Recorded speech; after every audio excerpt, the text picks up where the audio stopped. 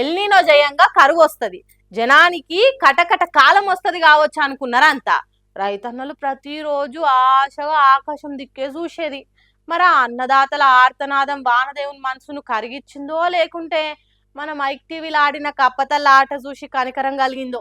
తెలంగాణలోనే కాదు, దేశం మొత్తంలా కుండపోత వాన కురుస్తుంది. వానలు పడుతుంటే సంబరంగా ఉన్నది, కానీ ఇగో గిసొంటి డేంజర్ ముచ్చట్లు చూసినప్పుడే గుండె అయినంత పని అవుతుంది. అబ్బర కొడుకా, సముద్రంలో కుర్చీ వేసుకొని కూర్చున్నట్టే ఉన్నది కదా కథ. పానాలు అరిచేట్లా పెట్టుకొని అయ్యో దేవుడా అన్నట్టున్నారు కదా. గజ గజ వణుక్కుంటా బస్సు నిండా నీళ్లు నిండే వరకు బట్టలు తడవకుండా కాళ్ళు పైకి పెట్టుకొని భయపడుతున్నారు. వాన నీళ్ల వరదకు బస్సు బయలుదేరుడు కాదు కదా, కనీసం గదులుతలేదు. బస్సు మొత్తం చిన్నపాటి స్విమ్మింగ్ పూల్ తీరుగా తయారైంది. దేశ రాజధాని ఢిల్లీలో ఒక్కటేసారి 80 మిల్లీమీటర్ల వాన దంచి కొట్టింది.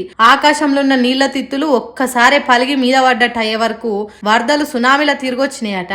ఇంకేమున్నది, భయ్యుమని నీళ్ళొచ్చే వరకు బస్సు సగానికి మునిగింది. జనాలిగో గిట్ల భయంతోని పానాలు అరిచేట్లా పెట్టుకుని బిక్కు బిక్కు మని చూస్తున్నారు. వీళ్ళ పరిస్థితి బస్సుల గిట్లుంటే బయట ట్రాఫిక్ జామ్ అయ్యి జానేడు కూడా ముందుకు జరిగే కథ లేదట.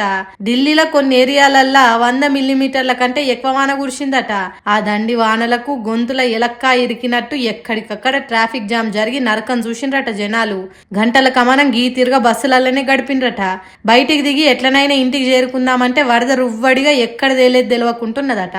అందుకే బస్సులనే కూర్చొని కూరుపాట్లు పడుతున్నారు జనాలు.